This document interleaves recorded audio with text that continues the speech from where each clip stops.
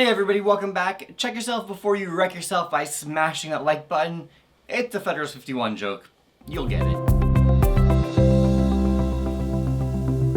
Federalist 51 is basically about one thing: separation of powers and checks and balances. Madison jumps right in, opening the essay by asking, how can we maintain the necessary partition or separation of power among the several departments, meaning branches, as laid down in the Constitution? His solution is the only way to do this is to make sure that each branch of government will keep the other branches in their proper place.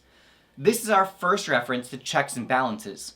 Each branch has to have not only the incentive, but also the ability to guard its own powers from the other branches. Federalist 51 has probably the most famous lines of any Federalist paper, one of which is that ambition must be made to counteract ambition. Say what you will about Madison, but dude understood human nature. He's saying that people in power are always going to be ambitious to get more power for themselves. But here, the system of checks and balances yields a clever solution to the problem. The danger is that each branch is going to try to get more power for itself. But if every branch is trying to increase their own power, they'll also be quick to protect their powers from being violated by the other two branches.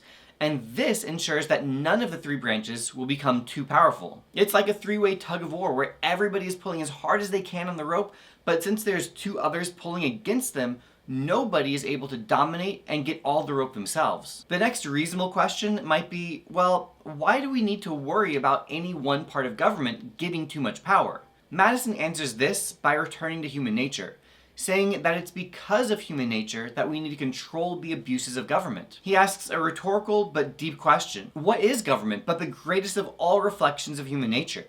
If men were angels, no government would be necessary. Let's pause here. He's saying if humans were perfect, we wouldn't need a government.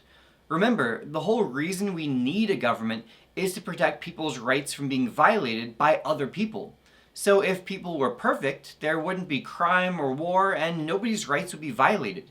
So we wouldn't need a government. And if angels were doing the governing, we wouldn't need to worry about separation of powers or checks and balances because those governing angels would be perfect.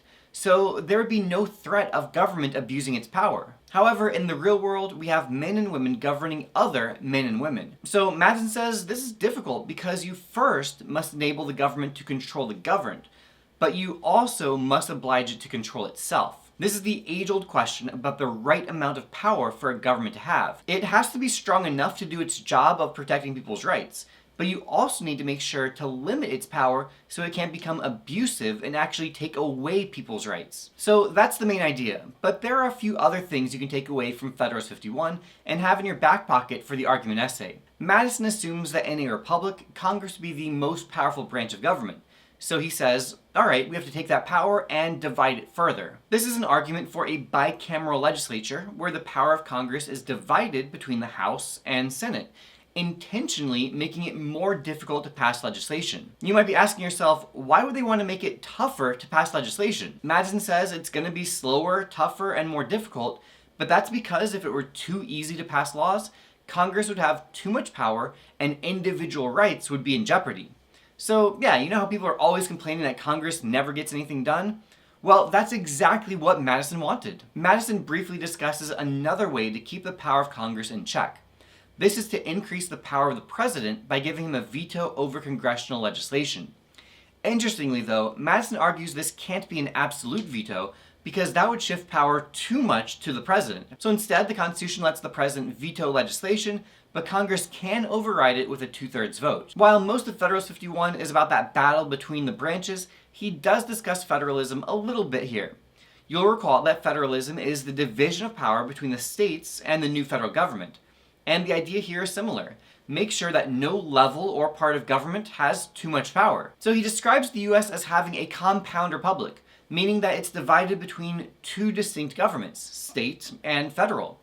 And then the federal government is subdivided into three branches: the legislative, executive, and judicial. He says this establishes a double security to the rights of the people.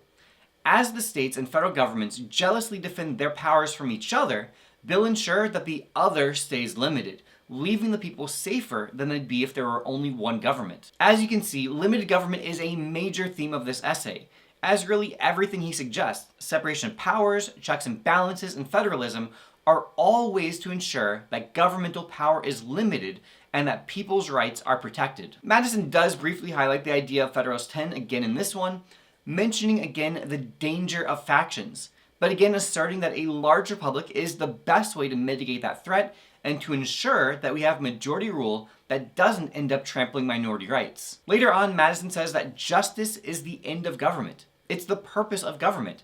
It's the purpose of civil society. And happily, he says, he has the solution to those problems of a tyrannical government, of injustice, of anarchy, of a tyranny of the majority.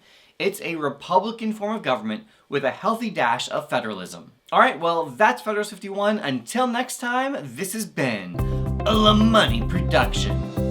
Thanks again for watching, and if you want to do your best in this class and on the exam, consider checking out the Ultimate Review Packet, 3 full-length practice tests, great study guides, tons of practice for each unit, exclusive FRQ help and practice, preview Unit 1 for free, and I will see you in the next video.